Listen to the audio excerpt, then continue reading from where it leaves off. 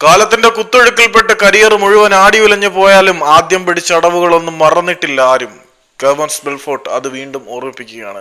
കേരള ബ്ലാസ്റ്റേഴ്സിന് വേണ്ടി കളിക്കളത്തിൽ വളരെ neat, calm and cool penalty spot വലയിലെത്തിച്ചത് അനുസ്മരിപ്പിക്കുന്ന വിധം കേരള മണ്ണിലേക്ക് അദ്ദേഹം വീണ്ടും മടങ്ങിയെത്തിയപ്പോൾ വയനാടിന് വേണ്ടി സംഘടിപ്പിച്ച പ്രദർശന മത്സരത്തിൽ ഒരു ഗോള് സൂപ്പർ ലീഗ് കേരളയുടെ റസ്റ്റ് 11 വേണ്ടി അദ്ദേഹം നേടി.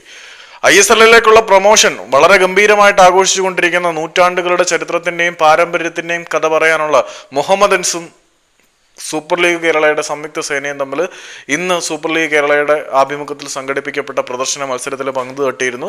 1-നെതിരെ 2 ഗോളുകൾക്ക് സൂപ്പർ ലീഗ് കേരളയുടെ റസ്റ്റ് 11 പരാജയപ്പെടുത്താൻ മുഹമ്മദൻ സ്പോർട്ടിംഗ് ക്ലബിന് കഴിഞ്ഞു.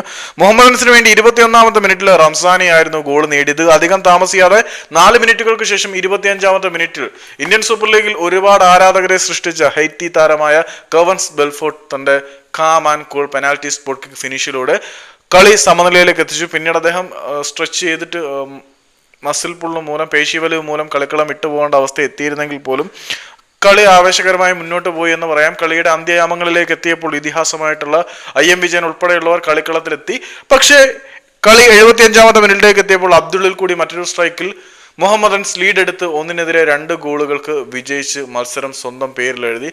ഏതായാലും ഇന്നത്തെ മത്സരത്തിൽ ജനറേറ്റ് ചെയ്യപ്പെട്ട റവന്യൂ എല്ലാം പ്രളയത്തിൽ തകർന്നുപോയ വയനാടിന്റെ പുനരുദ്ധാരണത്തിന് വേണ്ടി, നവോത്ഥാനത്തിന് വേണ്ടി, നവീകരണത്തിന് വേണ്ടി, പുനർനിർമ്മാണത്തിന് വേണ്ടി ചിലവഴിക്കുന്നു എന്നത് സന്തോഷം നൽകുന്ന കാര്യം തന്നെയാണ്.